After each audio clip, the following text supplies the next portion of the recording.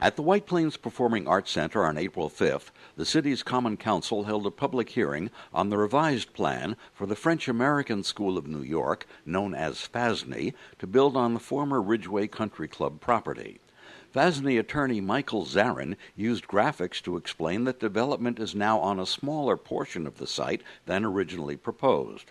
Changes include reducing the total building square footage from 243,000 square feet to about 148,000, about a 43% reduction. The number of parking spaces drops 29% to 248 spaces from the 348 originally proposed. One parking area is removed from the site plan. The bus pickup and drop-off area is moved, and main access is moved to Hathaway Lane, which is off Ridgeway. The school says traffic will be cut by about 42%. FASNY will not develop about 50 acres of the site and conserve it for public use. However, the scaled-back plan does envision other development phases in the future. The hearing ran more than 4 hours. Commenters were limited to 5 minutes each. First was John Botti of FASNY's Board of Directors. The reduced alternative plan before you is now significantly smaller, and the impacts are now considerably less. First and foremost, we've eliminated half of the school. Nursery and elementary school grades, nursery through 5th grade, are gone from the plan. This is a major concession for a school to make in order to resolve the pending litigation between us and to get what we ultimately want is to have our reduced school approved. Jim Cunningham, a longtime White Plains resident, expressed his opposition and accused Mayor Tom Roach and others of not representing the residents. The question I ask myself, Mr. Mayor, who are you working for? Because it sure looks like FASNY. Well, I work for the people of the city of White Plains who don't all agree with you. And folks, we're not going to do, and it's not because Mr. Mayor, you said to follow protocol and you're not supposed to be answering him either. No. There's a point where you attack someone's, you're attacking my character. Mr. Mayor, if you're going to give these people 5 minutes of uninterrupted time, I think you should not interrupt. I'm going to let him finish, but I just had to correct that. Fine.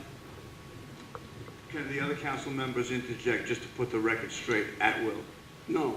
Okay. But I will interject on your behalf if anyone personally makes an allegation, as this gentleman just did.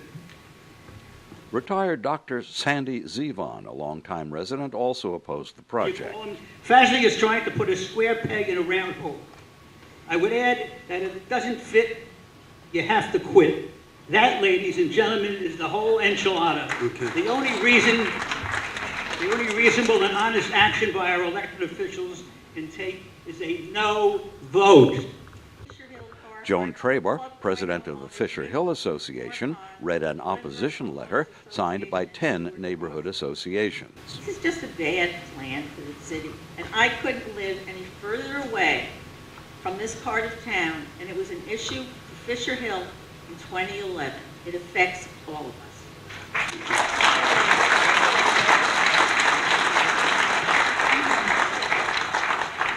Resident Beth Wallach, known for her work on the White Plains Beautification Foundation, praised FASNY for conserving the 51 acres.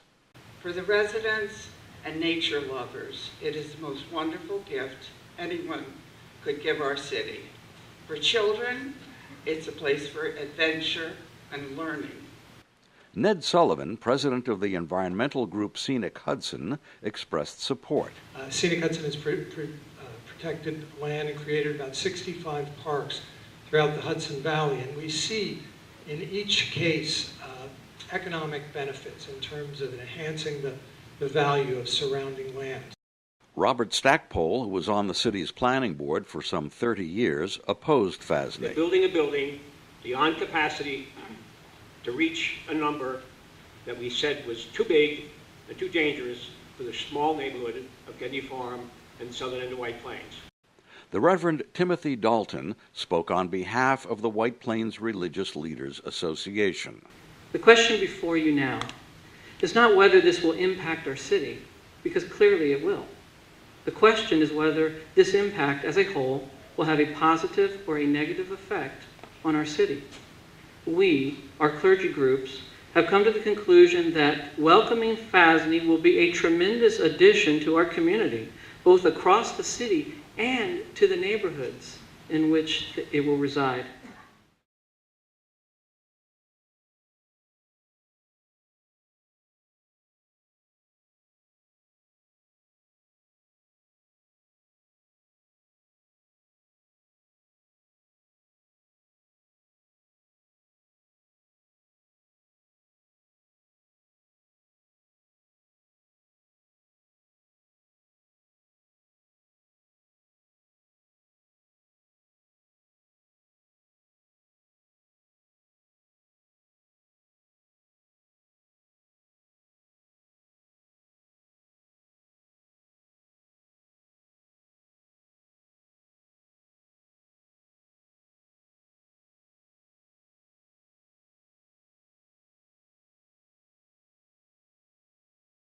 Beth Wallach, known for her activity with the White Plains Beautification Foundation, supported the project.